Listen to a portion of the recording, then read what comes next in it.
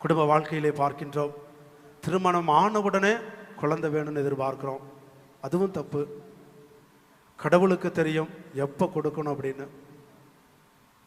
கடவுள் கொடுக்கின்ற குழந்தையை வேண்டாம் என்று கொல்வதும் பாவம். குழந்தை உடனடியாக வேண்டும் என்று சொல்லி பல்வேறு மருத்துவங்களை செய்வதும் பாவம். கடவுள் கொடுப்பார். இந்த சமூகம் நம்மளை கல்யாணம் ஆன உடனே எதிர்பார்க்கும். நான் குழந்தை ஏதாவது வீட்டில் விசேஷமா, ஏதாவது விசேஷமா அப்படின்னு கேட்பாங்க. கல்யாணம் ஆகி 1 மாதத்திலே கேட்பாங்க. அக்கம் பக்கத்து எல்லாமே.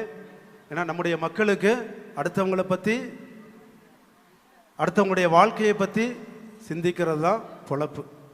இன்றைக்கி ஒரு ஸ்டேட்டஸை போடுங்களேன், உடனே பார்க்குறவங்க எத்தனை பேர் இருக்கிறாங்க. வாட்ஸ்அப்லேயோ ஃபேஸ்புக்லேயோ ஒரு ஸ்டோரி ஸ்டேட்டஸ் போடுங்க, உடனே பார்ப்பாங்க. ஏன்னா அடுத்தவங்களுடைய வாழ்க்கையில் மூக்கு நுழைக்கிறது தான் அவங்களுடைய வேலை. நம்ம கல்யாணம் பண்ணவங்க எப்போனாலும் குழந்தை பெற்றுட்டு போகிறாங்க. உனக்கு என்ன பிரச்சனை? என்ன வீட்டில் ஏதாவது விசேஷம்? இன்னும் 3 மாதம் ஆச்சு இன்னும் இல்லையா?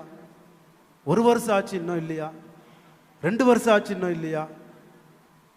டாக்டரை பார்த்தீங்களா? யாருக்கு பிரச்சனை? உனக்கா அவளுக்கா? பக்கத்து வீட்டுக்காரங்க சும்மா இருக்க மாட்டாங்க. ஏதாவது புழு பூச்சி உண்டா? வயிற்றுல ஏதாவது புழு பூச்சி உண்டா?